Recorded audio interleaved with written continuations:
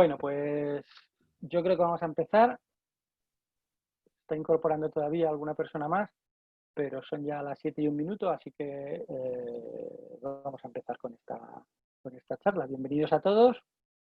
Soy Emilio López Figueras, el director de la Escuela Madrid Alta Montaña, y bienvenidos a esta serie de charlas y de conferencias que estamos dando, ¿no? En este nuevo formato que hasta ahora no habíamos dado y que ya estamos con la tercera de las conferencias que tenemos programadas. Y en principio seguiremos así. O sea que gracias por estar aquí.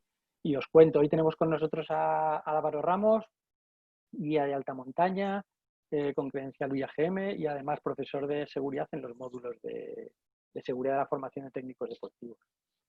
Y hoy vamos a hablar de un método que se utiliza para planificar y para ayudarnos y tener en cuenta todos los factores a la hora de planificar una actividad, de tal manera que nuestras actividades sean más seguras, ¿vale? Muchas veces la planificación es un poco la base para que luego pues no ocurran incidentes y mucho menos accidentes y que esa actividad de disfrute en la montaña pues se convierta en algo que no lo sea. Así que yo creo que nada más que recordaros que abajo en vuestra pantalla veréis una viñetita que pone preguntas y respuestas. Si queréis hacer alguna pregunta nos la podéis pasar por ahí y bien cuando haga alguna parada Álvaro o bien se la voy lanzando yo y podéis preguntar lo que queréis en cualquier momento y vamos atendiendo las preguntas según las podáis hacer. Así que sí, me preguntan por aquí, según he dicho las preguntas, si va a ser grabada. Pues sí, esta conferencia va a ser grabada de tal manera que luego pues la podremos tener disponible y ponerla más adelante, o si alguno la quiere volver a ver, pues la podréis ver. ¿De acuerdo? Así que ya sin más doy paso a Álvaro, ¿vale? Venga, Álvaro. Vale, bueno, pues primero agradecer a todo el mundo la asistencia y que espero que os sea útil. Es un poco el objetivo que tenemos con estas charlas que estamos haciendo desde la Federación. Y bueno, en principio contaros que el objetivo principal es trabajar sobre la seguridad en montaña, ¿de acuerdo? Y una cosa muy importante que se ha visto en los últimos estudios que tienen que ver con los accidentes de montaña es que bueno, pues, la planificación de las actividades es un factor bastante importante en cuanto que la mayor parte de los accidentes no ha habido planificación por parte de los participantes que han sufrido algún tipo de percance. Entonces, bueno, pues la idea es intentar trasladar maneras de empezar a cambiar la forma de ver cómo desarrollar las actividades, ¿no? Cómo llevarlas a cabo. Es un método que muchos de vosotros ya estaréis utilizando, pero a veces sin realmente ser conscientes, ¿no? De que tiene un nombre y de que tiene una serie de elementos y de pasos a seguir que bueno, tienen su lógica y su porqué. Es el método 3x3. ¿Vale? El método 3x3 lo diseñó este hombre que tenemos aquí, que es Werner Munter, que es un guía de alta montaña, reside ahora mismo en Suiza, en la zona del Valais. Os sonará esta zona porque bueno, es el entorno en el que está el Cervino, que es el Matterhorn, uno de los montes más emblemáticos, ¿no?, de esa parte de los Alpes. Este hombre es un experto en seguridad, ¿de acuerdo? Lleva, pues, desde el año 71 que se formó como guía de alta montaña, pues, trabajando en la seguridad de las actividades, sobre todo las actividades invernales, ¿vale? Se dio a conocer aquí en España, o cuando para todo el mundo, cuando se publicó un libro por parte de Desnivel, que es 3x3, avalanchas, la gestión del riesgo en los deportes de invierno. Vale, este hombre lo que hacía era, en ese libro, pues explicaba cuál era su método de reducción del riesgo, ¿no?, para las salidas de actividades en nieve. Pero ese método de reducción lo podemos utilizar y trasladar no solamente para las actividades de nieve y de avalanchas, sino que lo podemos utilizar para cualquier actividad que hagamos en el medio natural. Esa es una de las grandes claves, ¿no?, que vamos a empezar a trabajar. Realmente hay que tener en cuenta, este es la tabla, ¿no? La planificación es lo más básico. Vamos a trabajar sobre lo más básico de todo su método. Es el método 3×3. Este hombre lo que hace es coge 3 factores y los va a filtrar por 3 filtros, ¿no? Como estáis viendo en la hoja. Vale, arriba estamos viendo que los 3 factores que pone en la barra horizontal son el factor meteorológico, el factor relieve y el factor humano. ¿Vale? Estos 3 factores son el conjunto de peligros objetivos y peligros subjetivos que hay normalmente en la montaña. Estos son los factores que van a poder en un momento dado desencadenar un accidente o un incidente en montaña. Y los va a filtrar. Los va a filtrar por 3 filtros. El primero que nos encontramos es el filtro regional que, como podéis ver en el dibujo, es el trabajo que vamos a hacer en casa, la recogida de datos. Ya voy a ir explicando después un poco cómo hacer todo esto. La recogida de datos y el análisis de los mismos, tanto de los factores meteorológicos como de los factores del relieve, como del factor humano. O sea, ¿qué grupo va, ¿no? ¿Quién soy yo y con quién voy a ir? Y teniendo en cuenta las condiciones meteorológicas y el relieve. Hay un filtro local, ¿vale? Que ya explicaré, iremos explicando a lo largo de la webinar, que es todo aquello que va a suceder en el momento en el que yo esté en el monte.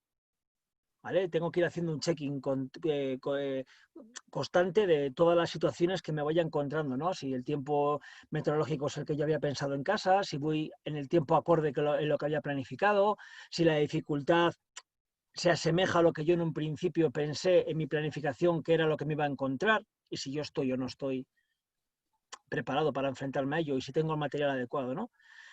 En el momento en el que alguna de estas cosas no corresponde a lo que yo he planificado en casa, pues tenemos el último filtro, ¿vale? Que es el filtro zonal en el cual pues, nos tenemos que parar, tenemos que enfrentarnos a un peligro, una decisión, derecha a izquierda, cruzo o no cruzo, ¿qué hago? Voy muy mal de tiempo, ¿no? Pues en ese momento en el que yo tengo que parar porque me acabo de encontrar con un problema y tengo que darle la solución, ¿vale? Es el filtro zonal en el que voy a coger y voy a utilizar todo lo que he trabajado en el filtro regional para ponerlo otra vez en valor en ese sitio en concreto.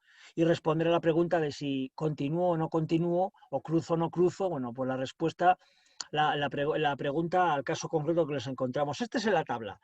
Es el inicio, ¿vale? El método de reducción del riesgo para el tema de las avalanchas, digamos que es un método mucho más complejo, ¿de acuerdo? Pero este primer inicio es para la planificación. Tener que decir que tenemos 2 tipos de peligros en la montaña, los peligros objetivos y los peligros objetivos y subjetivos, ¿de acuerdo? La mayor parte de los accidentes de montaña que tenemos recogidos y en los que se ha realizado un estudio de por qué suceden, ¿vale? La mayor parte de ellos se deben a peligros subjetivos, ¿de acuerdo? Y explicaremos ahora mismo de qué se tratan. Entonces, lo primero que voy a hacer en este filtro regional es identificar esos peligros objetivos en la ruta que yo voy a trabajar. Vale, vamos a hablar de 2 peligros, ¿no? Objetivos y subjetivos. Vale, ¿cuál es la diferencia? El peligro objetivo son aquellos que no los controlamos directamente, tienen que ver con los factores meteorológicos, tienen que ver con el cambio brusco de las temperaturas, el viento, el frío, tormenta, la caída de piedras, el tema de que haya desprendimientos de rocas, que nos encontremos con nieve donde pensábamos que no había, que nos podamos, que de repente un río se ha llevado, ha crecido mucho más y no hay un paso. Esos son los peligros objetivos. No podemos controlarlos, ¿vale? Pero deberíamos ser capaces de identificarlos en nuestro recorrido, en nuestra planificación en casa, para poder tener previsto dónde voy a encontrarme con este peligro. Este peligro, si yo me enfrento a él, me puede generar un daño, ¿vale? Entonces lo que tengo que intentar es reducir el tiempo que yo voy a estar expuesto a ese peligro, ¿vale? Entonces tenemos que ser conscientes realmente, esto es, podemos extenderlo muchísimo en la profundidad de las explicaciones, pero tenemos que ser conscientes del riesgo real al cual yo me voy a enfrentar para empezar a poner medidas para minimizar. O sea, si yo voy en un recorrido en el que es frecuente la caída de piedras, yo no puedo controlar esa caída de piedras, ¿vale? Pero puedo identificar dónde se van a dar esa caída de piedras, puedo ponerme un elemento que me dé protección, un casco, decidir a qué hora puede que haya menos desprendimiento de piedras, imaginaros que estas son debidas a la nieve, Bueno, pues entonces si voy a primera hora del día que la nieve está más compacta, pues caerán menos piedras. O si está debido a que otras personas que están caminando, pues a lo mejor tengo que decidir madrugar. O sea, voy a poner medidas para disminuir ese riesgo, ¿de acuerdo? Tengo que ser capaz de controlar y de identificar dónde me voy a encontrar con los peligros objetivos. La noche, la niebla, hay un montón de peligros que no los vamos a poder controlar directamente, ¿de acuerdo? Los otros peligros, que son los subjetivos, son los que más accidentes de montaña generan, este tipo de peligros, ¿de acuerdo? Dependen del quehacer de los seres humanos, de las personas, de nuestras actuaciones, ¿de acuerdo? Va desde no estar preparado físicamente, no tener el nivel técnico adecuado, no haber realizado una planificación, no infravalorar la dificultad del itinerario, porque me he leído en un blog que es fácil, pues yo ya me quiero enfrentar a ello, ¿vale?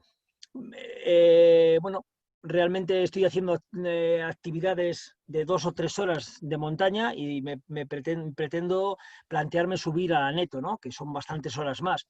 Bah, si todo el mundo lo puede hacer, yo también lo puedo hacer. Ahí estoy sobrevalorando mi condición física o no elegir el material adecuado, ¿de acuerdo? Unas zapatillas que no cumplan con unos mínimos para poder ir a un determinados tipos de actividades. No quiero decir que las zapatillas no se puedan usar en montaña, pero no en todos los tipos de terreno, ¿de acuerdo? Entonces, para minimizar estos peligros subjetivos, lo más importante es realizar una buena planificación, conocer cuáles son realmente los peligros objetivos,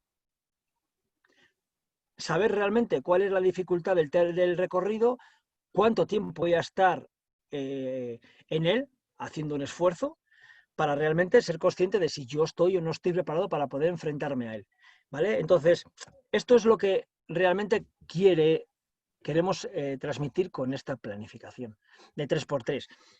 En el filtro regional, que es el trabajo que vamos a hacer en casa, bueno, pues yo tengo que coger y si este fin de semana me voy a ir a hacer una ruta a la zona de Gredos o a la zona de Picos, yo soy de León, soy muy cazurro, entonces vamos a tirar para casa. Vamos a subir queremos subir a la Bermeja desde Posada de Valdeón. ¿De acuerdo? Bueno, pues voy a subir este fin de semana, ya tengo la reserva del hotel allí en Valdeón y bueno, pues quiero ver, ¿no?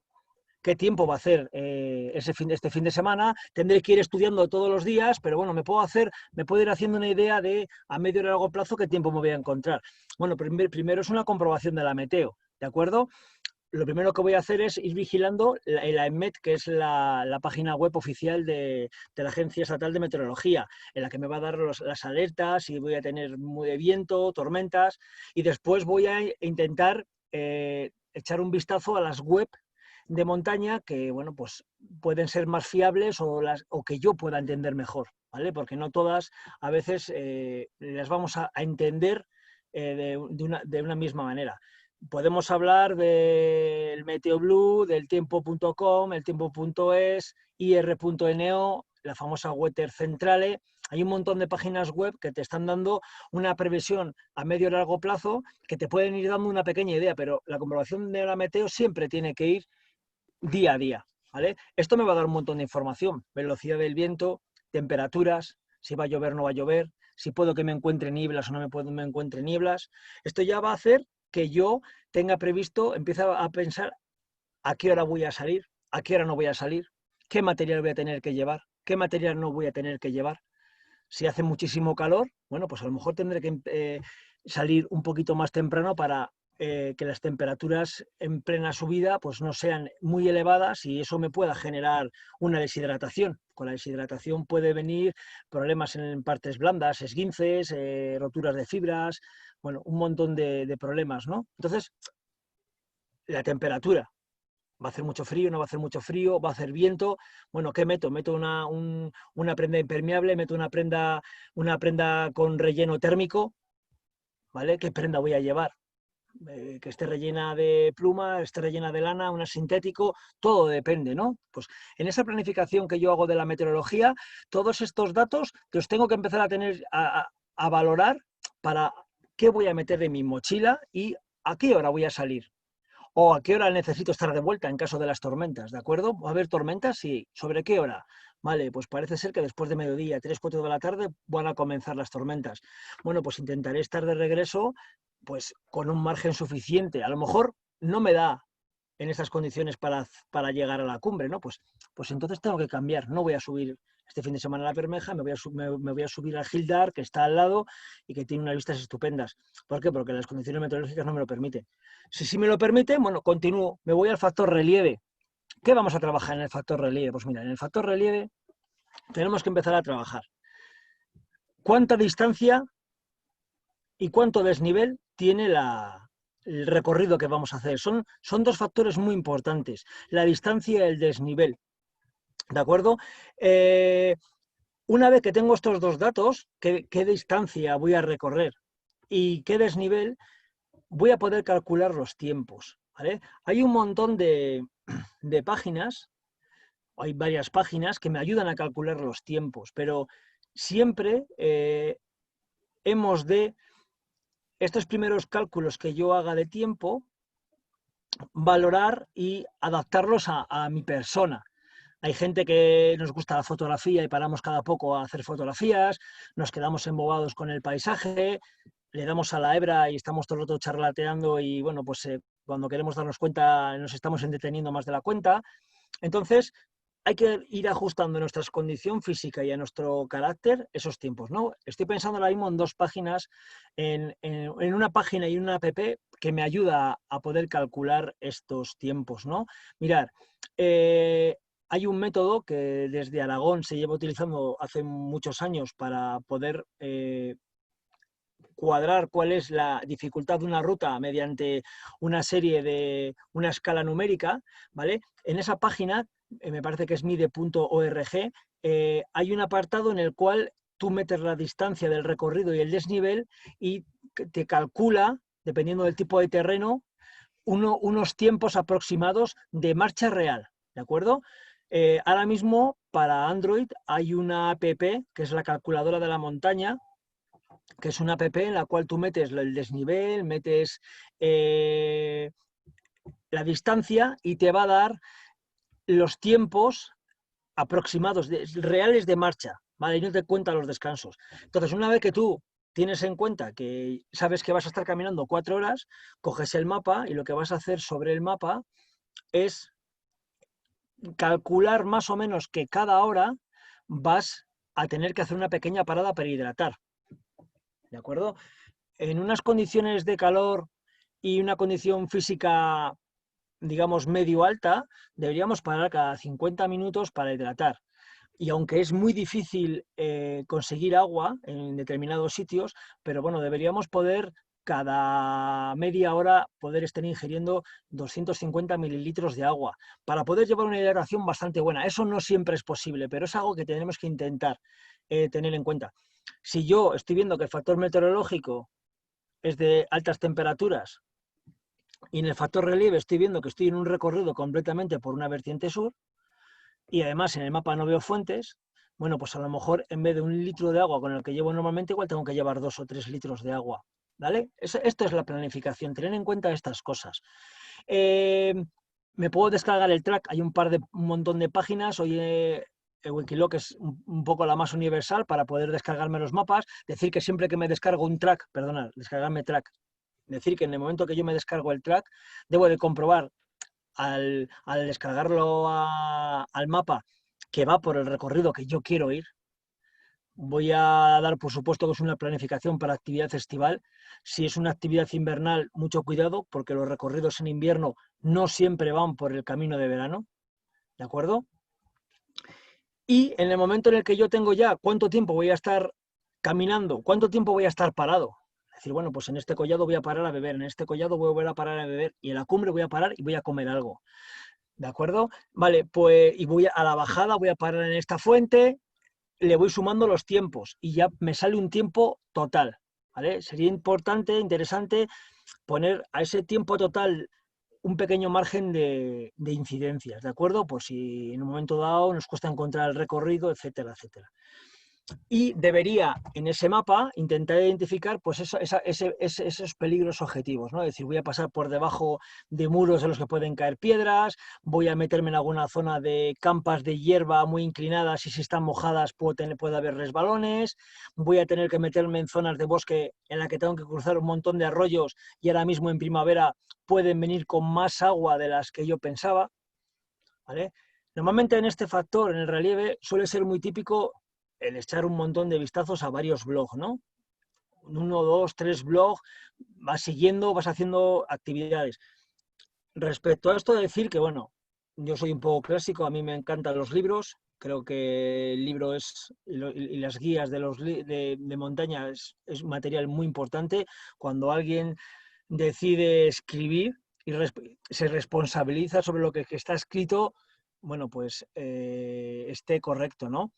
Pero bueno, es cierto que ahora mismo Internet manda, está ahí y hay un montón de información que tiene un único problema, que no está filtrada. Cualquiera podemos escribir allí, ¿no? Entonces, yo os diría que, salvo que habitualmente salgáis a hacer rutas de alguien que estéis siguiendo habitualmente y veis bueno, que sus horarios se acomodan a los vuestros, que las dificultades, cuando hablo de un paso peligroso o un paso difícil, llegáis y entendéis que es un paso difícil, o si dice que es fácil, llegáis allí y os parece fácil, ¿vale? Bueno, pues a lo mejor solamente con una fuente de información os valdría, pero si es la primera vez, yo os diría que hagáis un pequeño triaje de mirar 3 o 4 blogs o foros en los cuales podáis ver el recorrido que vais a hacer, la información, porque en muchos casos os vais a encontrar diferencias muy grandes en cuanto a los tiempos y en muchas ocasiones a la capacidad de,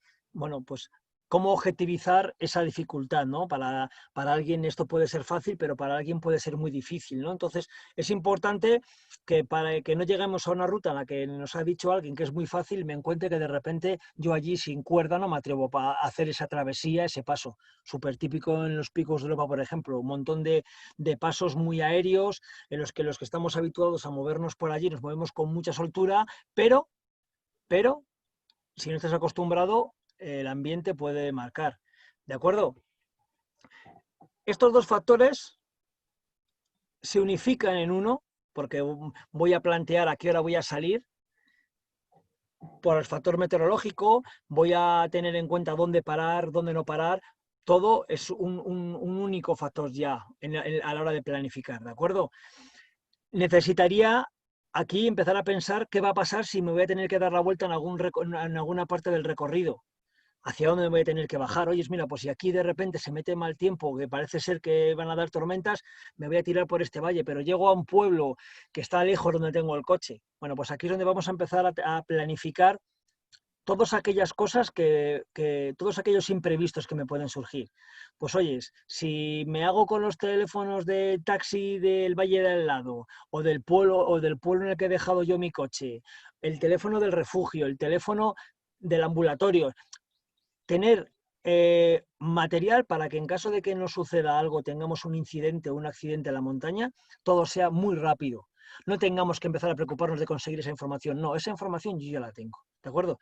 El último factor que vamos a tener que trabajar en casa, ¿vale? Y que es muy importante, es el factor humano. ¿Cuántas personas van a ir en la ruta? ¿Voy a ir yo solo? ¿Voy a ir con más gente? ¿Conozco a esa gente? Mucho cuidado. O sea, no, mira, es que voy con un amigo, pero el amigo lleva a otro amigo y ese amigo lleva a otro amigo.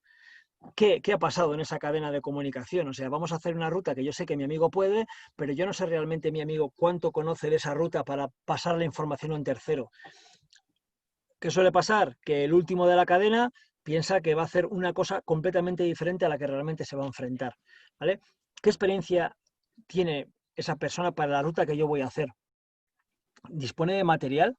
¿Vale? Unas zapatillas de correr sencillas no me sirven para poder hacer una ruta de 3-4 horas en el sistema central en granito o en caliza por pedreros.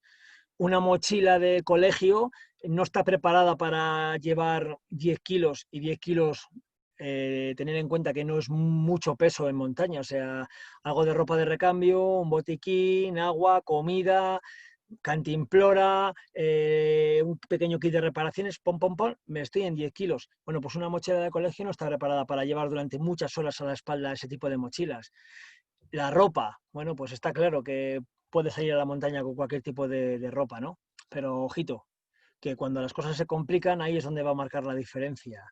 Si yo voy con una ropa que me transpire, que no quede empapada en sudor, que me dé una confortabilidad, que me permita estar a gusto en montaña y que cuando las condiciones se ponen difíciles me ayude, mucho mejor. ¿Vale? ¿Qué condición física tiene las personas con las que voy a ir? Yo sé que estoy preparado para hacer esa ruta, pero la gente que viene conmigo lo está. Igual tengo muchas ganas yo, pero la gente con la que llevo no está para hacer esa ruta. Entonces es importante que cuando planificamos seamos conscientes de todo esto.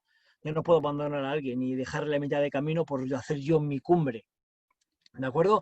Entonces todo esto, ¿vale? En el momento de que sé con cuánta gente voy a ir, qué condición física tiene y tengo yo, ¿vale? Esto es algo muy personal de sentarse en el sofá de casa, apagar la tele y cómo estoy físicamente, cuánta montaña estoy haciendo ahora, dispongo de material. No es lo mismo estar saliendo habitualmente a la montaña que ahora que llevo, en este caso, pues 3 meses, ¿no? Estamos con esto de la confinación en casa sin salir y ahora de repente voy a volver a salir. La técnica y la manera de movernos en la montaña no es la misma.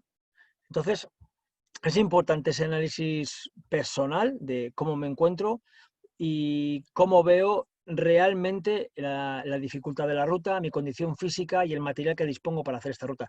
Y además, con la gente con la que voy a ir, oyes, con mis amigos, con mi pareja, está para ello, o sea, es algo que podemos todos enfrentarnos a ello, ¿vale? Que es la identificación de los peligros subjetivos.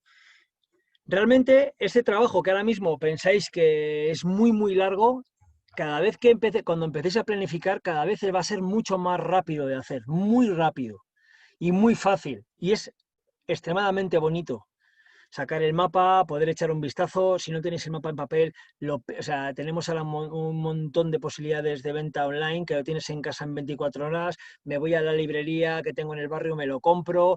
O si no, tengo un montón de materiales como la página del IGN en internet en el que me puedo descargar el mapa que yo voy a necesitar en escala 1.25.000, por ejemplo, para poder realizar la ruta y poder marcar en ella el recorrido, Google Earth, y un montón de herramientas para poder ver el terreno por el que me voy a mover e identificar todos esos peligros objetivos.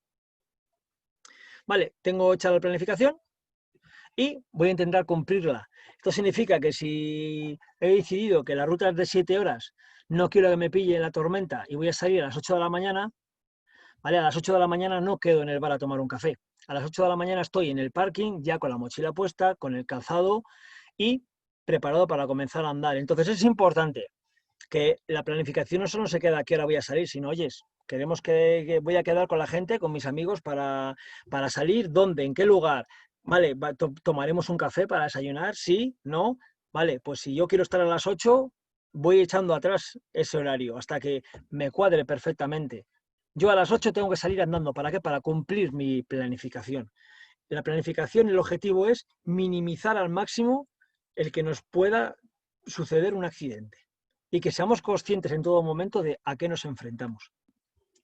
Vale, hemos hecho la planificación, llegamos al parking, me bajo del coche y en ese momento yo me encuentro en el filtro local. ¿Vale? A ver si soy capaz de explicarme con estos dos filtros siguientes para que podáis llegar a entender. Mirad, el filtro local, normalmente vamos a estar en el filtro local entre el 95 y el 100% del tiempo del recorrido. Es decir, yo según me bajo del coche, ya estoy en filtro local. Y todo aquello que alcanza mi vista, incluso con los prismáticos. Yo me gusta mucho trabajar con prismáticos, ir a la montaña con los prismáticos. Me gusta la fauna, me gusta, pues soy muy curioso, pero en muchas ocasiones me sirve para de repente tener dudas del sendero que estoy siguiendo que baja al fondo del valle, pues con los prismáticos en un momento dado me permite visualizar, ah, mira, pues el sendero va por el lado izquierdo, ah, ya lo veo. ¿Vale? Me permite muchas veces poder adelantarme e identificar por dónde van los caminos, etcétera, etcétera, si veo algún refugio, etcétera. ¿Vale? En el momento en el que yo salgo del coche y echo a caminar, este filtro local, para que os hagáis una idea, es como si yo fuese con una lista de checking de lo que he hecho en el filtro regional. Y voy caminando y constantemente voy pensando, ¿voy en tiempo? Sí. ¿La meteorología es como planifiqué? Sí. ¿El recorrido lo estoy identificando y voy por él correctamente? Sí. ¿Voy en hora? Sí. ¿Todos estamos físicamente bien? Sí. ¿El material de todos es el correcto? Sí. Continúas. ¿Debería estar a la hora a la que estoy ahora mismo en este lugar? Sí. ¿El tiempo sigue siendo el mismo? Sí. ¿Sé dónde me encuentro? Sí. Voy haciendo ese check-in constante. Si me retraso, bueno, pues al menos ser consciente por qué me he retrasado. Vale, pues mira, me he retrasado porque es que en la última parada, que había pensado que estaríamos unos 10 minutos, nos hemos puesto a discutir de política o de fútbol y nos hemos quedado 20 minutos ahí en la parada, ¿no? Y por eso llevo 10 minutos de retraso. Vale, pues bueno, pero soy consciente de ese retraso. O sea, no continúo y ando sin ningún sentido hasta que me dé cuenta que la cumbre, que debería estar a la 1, son las 5 de la tarde, y en ese momento me echo las manos a la cabeza porque ya tengo la tormenta encima, o sé que el descenso, estamos todos hiper cansados porque hemos utilizado un montón de horas más de las que teníamos previstas para llegar, y a la bajada, pues bueno, pues esa fatiga se va a trasladar a la posibilidad de tener lesiones, una toma de decisiones incorrecta, etcétera, etcétera. Voy siendo consciente de qué me va pasando. Si llevo un retraso, ¿por qué es ese retraso? Y si veo que ese retraso es muy grande, ¿vale? En este caso, en el momento en el que hay algo que se sale de lo que yo he planificado, ya sea que me he pasado en el tiempo, digo, oye, mira, es que llevo 2 horas de retraso en este collado. O, oye, mira, de repente hoy era un día que no iba a haber ningún tipo de nube ni precipitación, ahora mismo está todo encapotado, hay mucho viento y la sensación que me da es de que va a echarse a llover. En ese momento yo me paro y pienso, oye, ¿qué hago? Bueno, pues en ese momento yo acabo de abandonar el filtro local y me voy al filtro zonal. ¿De acuerdo? En el filtro zonal es coger los datos que hemos puesto en nuestra planificación, que es lo que hemos hecho en el filtro regional, y los vamos a empezar a analizar de nuevo. Oye, realmente, ¿cuándo miré la meteo? No es que la miré hace 5 días. Ah, vale, o sea, ¿es posible ya un cambio de meteorología? Sí. Vale, ¿dónde estoy en el camino? Aquí. ¿Qué planes alternativos tengo?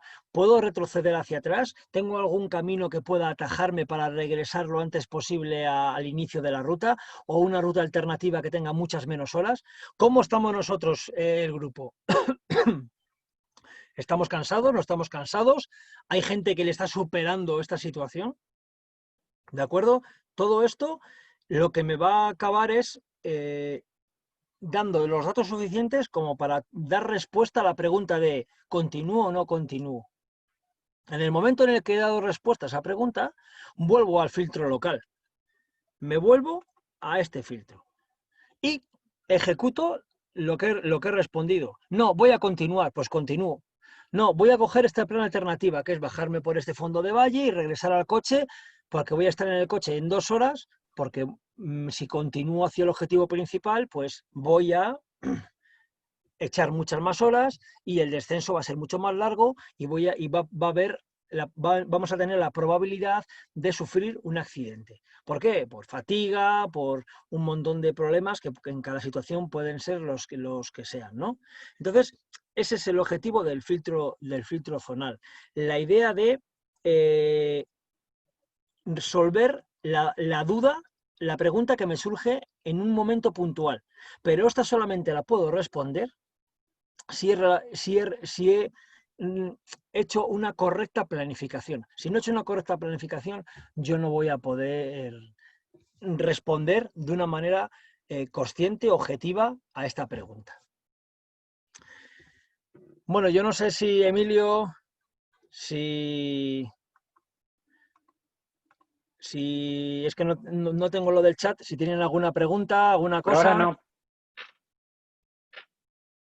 Por ahora no ha habido preguntas, ha habido alguna cosa así particular, más técnica.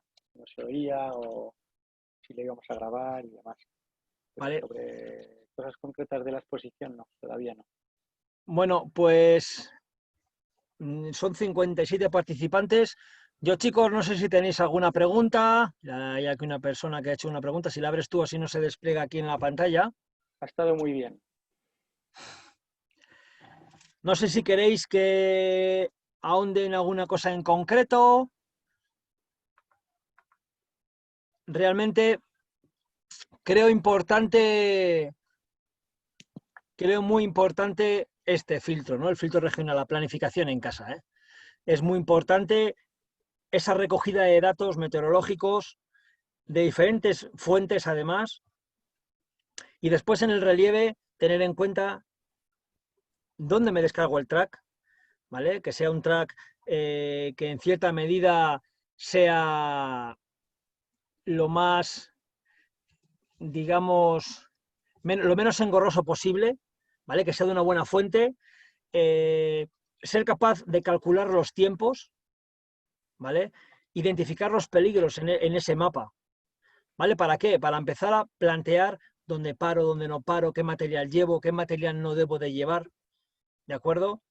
Es muy importante. Y por último, el factor humano. ¿Quién soy yo? ¿En qué condición física me encuentro? ¿Cuál es mi nivel técnico? ¿Qué material dispongo? Y sobre todo, la Mi gente con pregunta, la que voy, ¿qué condición física, qué material tiene y qué nivel técnico tiene? A ver, que ya hay 9 preguntas. sí, por ejemplo, te preguntan sobre el número adecuado, la ratio, según la actividad y la dificultad. Buf. Ahora mismo, Esa es buena. esa es buena, sí, has metido el dedo en la llaga. Mirar, para nivel amateur, realmente no hay ninguna cifra oficial. A nosotros a nivel profesional, en el ámbito de juventud, que son los campamentos, el trabajo con menores, sí hay una serie de ratios, pero por ejemplo, para turismo activo, los técnicos deportivos no tenemos unos ratios oficiales. Pero bueno, es cierto que para una ruta de trekking, para una ruta, por ejemplo, subir a la normal del Almanzor en verano, pues bueno, pues yo creo que entre 3, 4 personas, pues es un número bastante interesante. ¿Por qué? Porque no nos vamos a tirar piedras, no nos vamos a estar molestando y 3 personas, la probabilidad de que uno de ellos pueda retrasarse, bueno, pues es menor. Cuanto mayor es el número de personas en una salida, mayor aumenta la probabilidad de que puedan generar, pues eso, un peligro, que tiren una piedra, de que no esté preparada físicamente o técnicamente para enfrentarse a esa actividad y genere el problema de que se tiene que dar la vuelta. Muchas veces en esas salidas grupales la gente calla por miedo a exponerlo en público y cuando realmente ya estalla y no puede continuar, bueno, pues ya es un problema, ¿no? Poder sacar a esa persona de allí. Entonces los ratios, yo personalmente creo que cuanto más pequeños, mejor.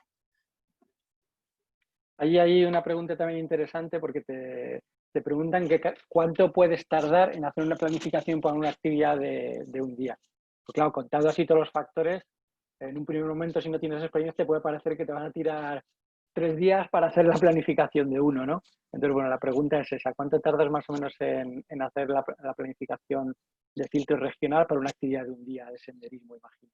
Mira, para una ruta de senderismo que no conozca en el móvil ahora mismo, con la experiencia que tengo, me puede llevar no más de 20 minutos.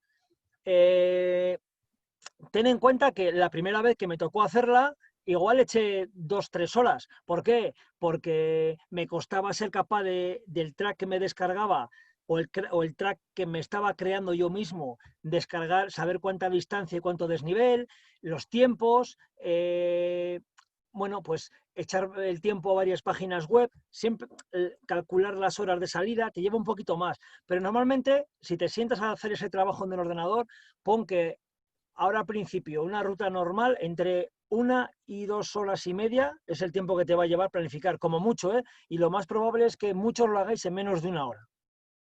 Hay un montón de herramientas, estaba hablando la calculadora de la montaña, una app para Android que me da esos datos de manera isofacta, o sea, meto el desnivel, meto la distancia y me va a salir. ¿Y de dónde saco esos datos? Del track. Me descargo el track a cualquier aplicación, la aplicación del Horus Map, del IGN, hay un montón de aplicaciones del Gaia, hay un montón de apps GPS que me descargo el track y acto seguido puedo saber todos estos datos. Entonces, con esos datos los meto en la calculadora de la montaña, esta app, y me dice el tiempo. Simplemente echando un vistazo al mapa, calculo más o menos las paradas que puedo hacer, que para que os hagáis una aproximación, normalmente estamos haciendo alrededor de un 15, un 20% del tiempo total de marcha, es lo que vamos a emplear en las paradas. Hay un par de preguntas así, que menciones, o sea, que recuerdes las aplicaciones que has mencionado para cálculo de tiempos, la página que tiene Aragón para calcular el tiempo, las rutas y demás, y de una regla clásica que había antes de 300 metros de desnivel por hora y cómo de fiable es eso. Vale, ahí te dejo las tres en una. Vale, pues mira, si ponéis ahora mismo en un buscador,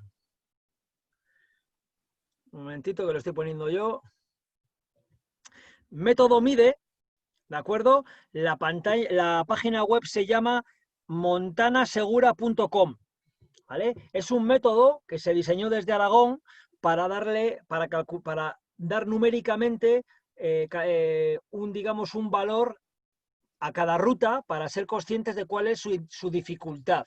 Bueno, pues uno de los valores numéricos tiene que ver con el esfuerzo. Y ahí, si le dais cuando calcular tu mide, pues cuando vas al esfuerzo, mete los datos de desnivel y de distancia, pones el tipo de terreno por el que te vas a mover y te va a dar un tiempo estimado. La otra es una app, si entráis en la página de Android para poder, la Play Store, para descargaros una app, ponéis calculadora de montaña. Es una app gratuita en la que podéis hacer los cálculos del tiempo extremadamente rápido. Y bueno, pues lo que hacemos muchas veces, a mí ya me sale de manera innata, muy rápido, es que normalmente los cálculos aproximados son una persona en una condición física bastante buena, o sea, puede hacer a la hora unos 400 metros de desnivel, ¿de acuerdo? El recorrido horizontal a la hora puede hacer entre 3 y 5 kilómetros, dependiendo del tipo del terreno, ¿vale? Y después lo que se hacía, bueno, pues calculabas los tiempos, ¿no? Cuánto desnivel voy a hacer en subida, cuánto desnivel voy a hacer en horizontal y por último el desnivel que vas a hacer en descenso. Y bueno, pues sumabas los desniveles positivos y negativos y de los dos, del tiempo que tardabas en subir y en bajar y el tiempo en horizontal, pues cogías la mayor y le restabas la mitad de la menor. Hay más opciones, ¿eh? No solamente es esta que estoy inventando. Hay otras muchas formas de calcular estos tiempos. Cada uno necesita, en estas primeras salidas, hacerse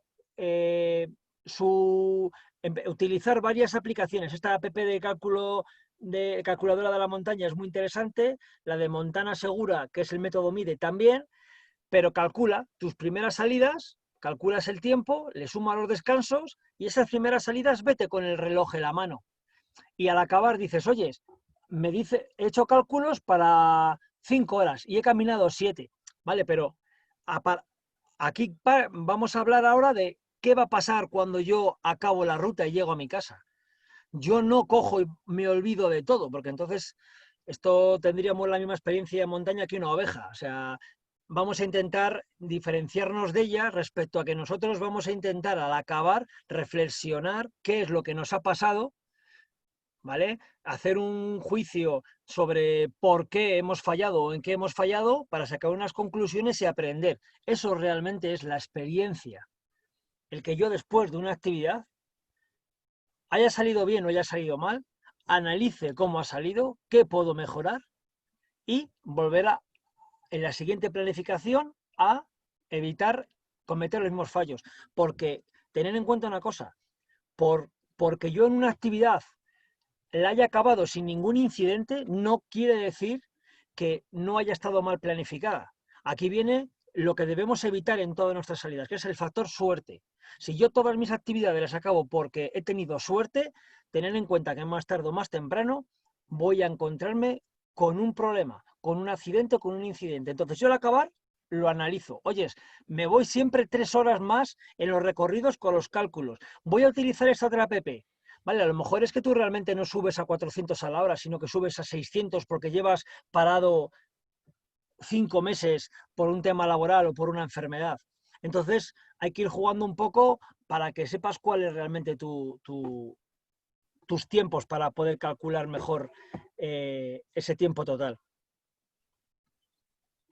¿Alguna más, Emilio? Hay No lo dejo espacio. Nos recuerda, Antonio, que hagamos una reflexión en estos días que hablamos tanto de GPS y preparar las rutas, que no olvidemos el llevar siempre el mapa y la brújula en la mochila, pues porque nuestro GPS se puede estropear, o se le pueden acabar las pilas, o se puede dar un golpe, ¿vale?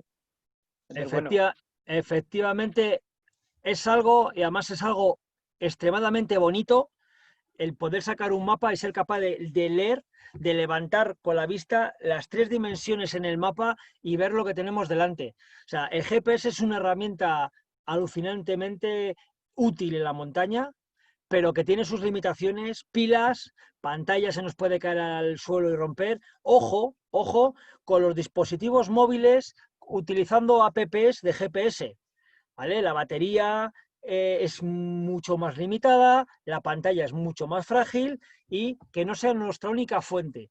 El conjunto de herramientas de orientación que debemos llevar encima siempre son mapa, brújula y GPS. El mapa y la brújula nunca jamás se van a quedar sin pilas. El GPS sí. Lo que pasa que ser capaz de utilizar correctamente un GPS o una app de GPS para el dispositivo móvil nos va a ayudar enormemente a recopilar un montón de información de manera muy rápida.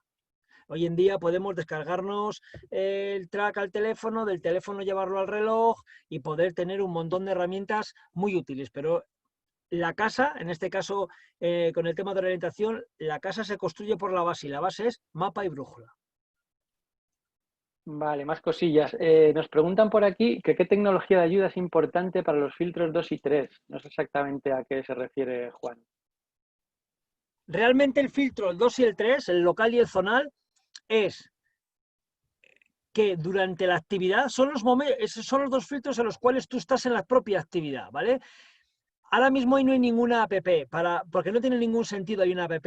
Ahí lo que estamos haciendo en este método es, yo una vez que he hecho la planificación y que tengo una pequeña ficha en la que sé que al primer collado llego en 2 horas, al segundo collado en 3 y a la cumbre tengo que estar en la hora 5, yo esos datos los controlo y sé que si a las 10 tengo que estar aquí y son las 11, oye, es que ya tengo aquí un run run de que llevo 1 hora de retraso. ¿Por qué ha sido? ¿Por qué no ha sido? La idea del filtro local es que yo vaya comprobando que lo que he planificado en casa está ocurriendo en la realidad, en este momento que estoy haciendo la actividad. Y el zonal es, si en un momento dado me encuentro con un imprevisto, ser capaz, volviendo a repasar toda mi planificación, dar respuesta a una pregunta para solventar un problema concreto. ¿Vale? Eso es realmente los 2 filtros. Ahí no hay una app, es haber planificado. Esta es la gran clave, planificar, y cuanto más información tengas, mejor.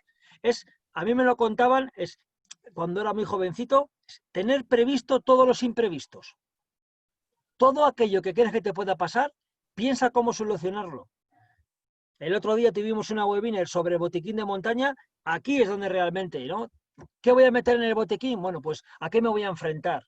Frío, calor, caída de piedras, puede haber animales, no puede haber animales, ¿vale? Por ejemplo, un peligro objetivo puede ser que ahora mismo aquí en la cordillera Cantábrica, la zona, por ejemplo, de Peñauviña, hay un montón de ovejas, hay un montón de pastores con sus perros y bueno, pues si no sabemos cómo tenemos que enfrentarnos a un rebaño que me acabo de encontrar, pues en un momento dado me puedo encontrar con una serie de mastines delante. Bueno, pues ¿cómo solventar eso, no? Eso es un peligro, pues ser capaz de intentar no molestar al rebaño, cómo cruzar, pues eso tengo que intentar tenerlo en cuenta en la planificación. Dices, cáspitas, Álvaro, es que ¿cómo voy a saber eso? Vale, a lo mejor la primera vez no, pero la segunda vez tú ya vas a tener en cuenta la experiencia de la vez anterior. Es por eso os digo que es importante al acabar cada actividad reflexionar sobre qué ha pasado ese día, si ha sido un factor suerte o no, y si realmente ha habido algún incidente, por qué se ha dado, por qué no lo he analizado, por qué me he ido de tiempo o por qué ha sucedido un accidente. Para en las siguientes planificaciones poder aplicarlo y que no se genere ningún tipo de incidente. Nos preguntan sobre el tema de comunicaciones. ¿Qué opinas sobre el canal 77 para emisoras en PMR? Pues mira, más planificación. Me parece un canal importante a tener en cuenta para poder comunicarme y dar un aviso de socorro, ¿de acuerdo? Pero mirar, hay que tener en cuenta que cuando yo hago la planificación, tengo que tener en cuenta en qué lugar me encuentro y saber si tengo o no tengo cobertura. Entonces, si yo voy a realizar una ruta en la Pedriza un fin de semana en otoño y llevo el canal 77, pues puede ser a lo mejor un canal adecuado para poder dar una llamada de emergencia. ¿Por qué? Porque posiblemente casi todo el mundo por aquella zona esté con una emisora.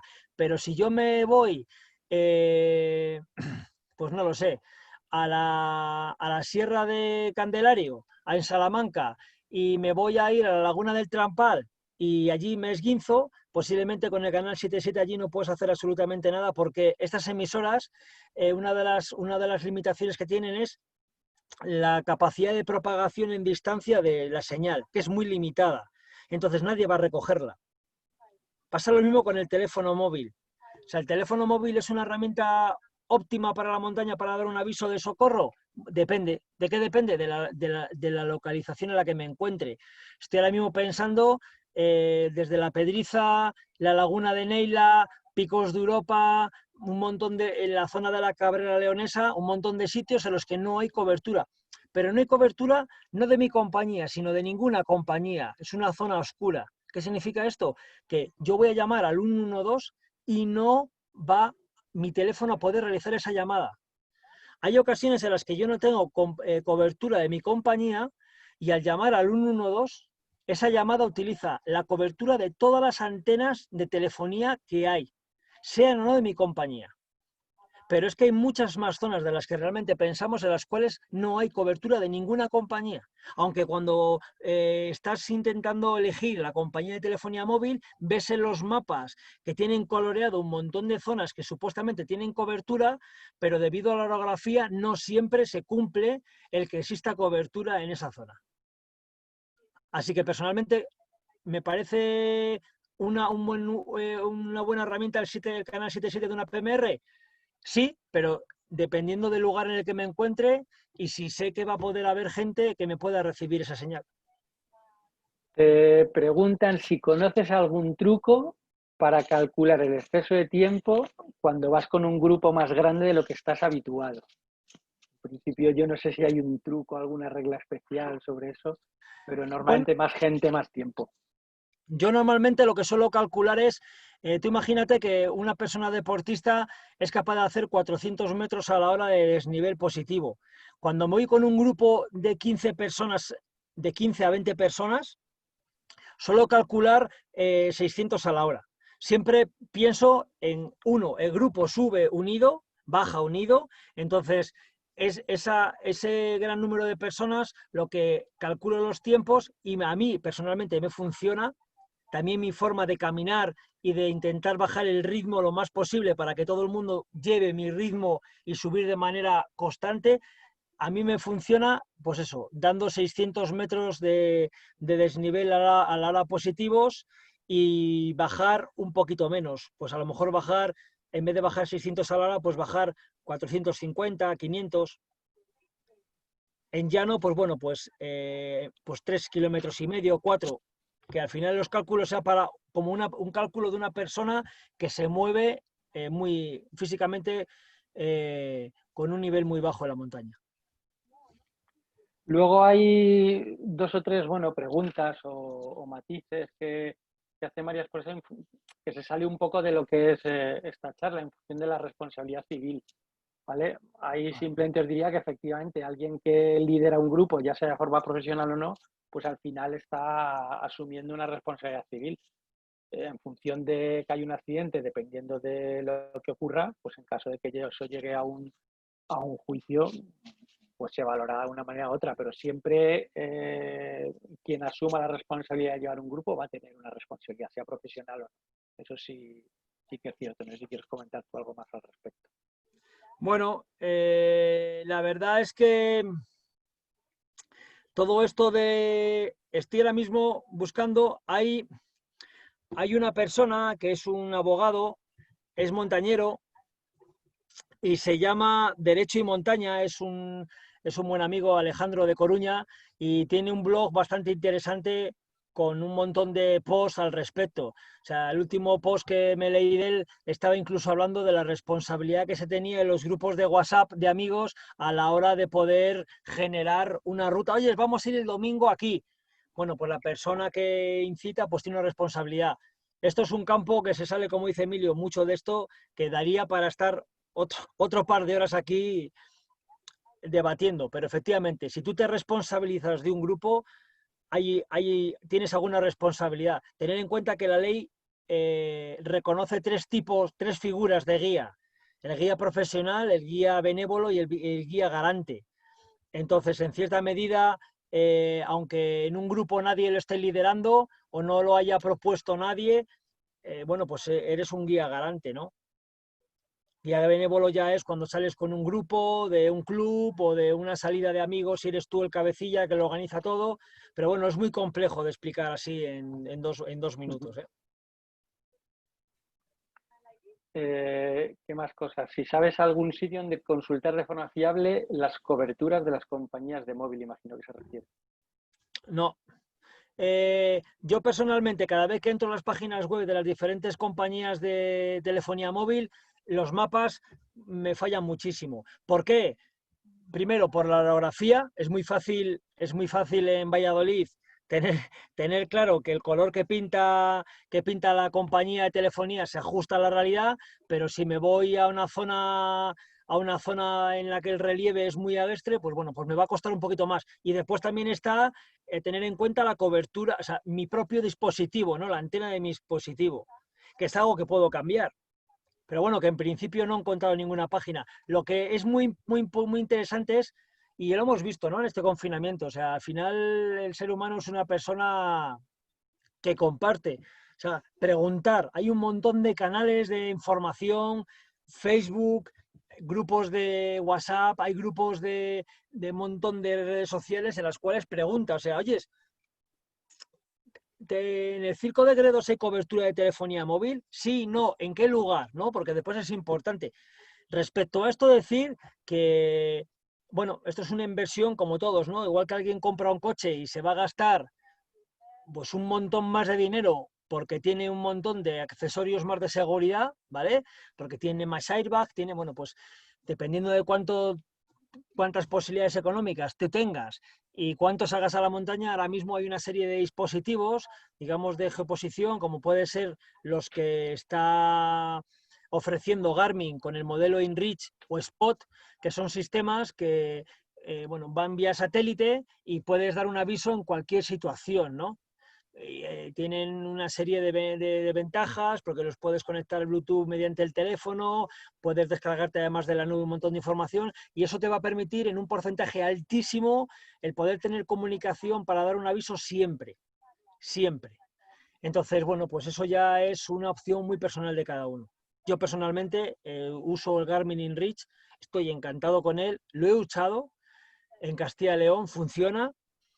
Conozco que en Castilla y León casos en el Circo de Gredos de gente que ha utilizado el spot para dar un aviso de socorro y le ha funcionado.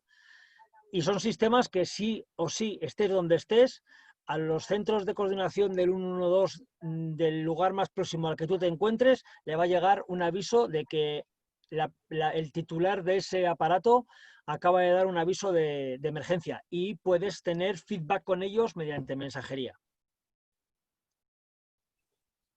Muy bien. Hay una pregunta sobre algo que no me he dado cuenta yo tampoco. Te preguntan, ¿los 600 metros son de desnivel o de distancia? Hablando de los 400 metros de desnivel por hora. Normalmente es algo muy estándar, ¿eh? A la hora se sube 400 metros de desnivel, se baja en una hora 600 metros de desnivel y en una hora, dependiendo del terreno, se puede llegar a andar en una hora unos 3 kilómetros, 4 en montaña, digamos en horizontal. Vale. Bueno, sobre comunicaciones también nos preguntan qué te parece llevar un teléfono móvil 2G por eso de que dura más la batería. Yo creo que lo difícil es encontrarlo ya casi, pero bueno. Ya. el problema está en efectivamente lo que dice Emilio para encontrarlo. Mirar, ahora mismo, importante si voy a comprar un dispositivo móvil y enfocado mucho a actividades de montaña, bueno, mirar el amperímetro, o sea, el amperiaje de la batería, ¿no? Pues ahora no es lo mismo que tenga 4.000, o sea, una de 4.000 que una de 1.500. Y sobre todo cuando salgo a la montaña, intentar estar funcionando siempre con el dispositivo en modo avión, porque realmente una de las cosas que más batería hace gastar es la búsqueda constante de cobertura, ¿no? Entonces, saber que muchas de las apps de GPS funcionan con el dispositivo en modo avión.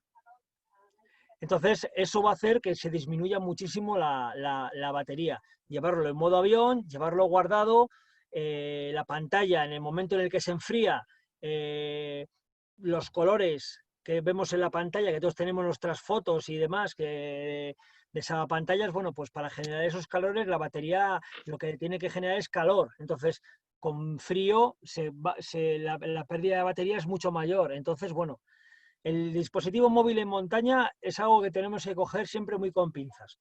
Y es una herramienta que tenemos que ser conscientes que una pequeña caída y puede que dejemos de tener dispositivo. Tenemos en él todo, ¿no? Ahora mismo hay un modelo de teléfono móvil, se me está viendo aquí la página, que tiene PMR, que es un dispositivo móvil que tiene la posibilidad de tener un PMR incluido dentro del dispositivo móvil. Tiene una batería de 10.300 miliamperios, o sea que es una batería con un tamaño muy grande. Es un dispositivo móvil grande que a lo mejor para el uso cotidiano pues queda excesivamente grande, pero que si voy a estar en la montaña habitualmente, pues es algo que me va a venir muy, muy de perlas. Muy bien. Mira, os he puesto en el chat, uno de los compañeros que está viendo el webinar nos ha facilitado un sitio donde podréis ver la cobertura de los móviles en la página que ha comentado Álvaro antes, montanasegura.com, ¿vale? Que es la página esta que hemos hablado antes de Aragón, que trabaja muchos contenidos de seguridad. En principio, ya más o menos se nos ha pasado el tiempo, hemos respondido a todas las preguntas. Había por aquí una que me preguntaban si un TD1 está facultado para guiar grupos. Hasta este año claramente os diría que no, y este año os puedo decir que la normativa ha cambiado y tienen algunas competencias. Tendríais que mirar la normativa, pero que es en zonas de baja montaña y senderos balizados sí tienen competencias. Pero esto lo tenéis que contrastar también con las normativas de turismo activo que hay en cada comunidad autónoma, ya que en muchos casos hay reglamentos que dicen la figura profesional que tiene que ejercer cada profesión, ¿vale? O sea que tendríais que consultar las dos cosas. Yo creo que hemos respondido a todas las preguntas, lo mismo me he dejado alguna por ahí y me la he saltado. Os pido disculpas por ello. Nada, si Álvaro no tiene nada más que comentar, pues vamos a concluir con esto. Muchas gracias por asistir y esperamos veros en las otras sesiones, en las otras charlas que vamos a ir haciendo sobre seguridad, sobre montañas, sobre elecciones y que recibiréis el boletín de la Federación como es habitual. Así que muchas gracias y nada más. Si Álvaro quiere deciros algo más, pues cierre el webinar y hasta pronto. Pues agradeceros el que estéis aquí en esta charla, que haya podido transmitiros algo que os pueda ayudar a que vuestras salidas sean más seguras y que en breve podamos empezar a disfrutar de la montaña otra vez, pues con la pasión que lo hacíamos antes, ¿no? Y que bueno, que espero que todo el mundo se encuentre muy bien de salud. Muy bien, pues lo dicho, nos vemos en la siguiente charla, en la siguiente sesión y que disfrutéis de la montaña ahora que parece que empezamos a poder salir poquito a poco. Un saludo, hasta luego. Chao.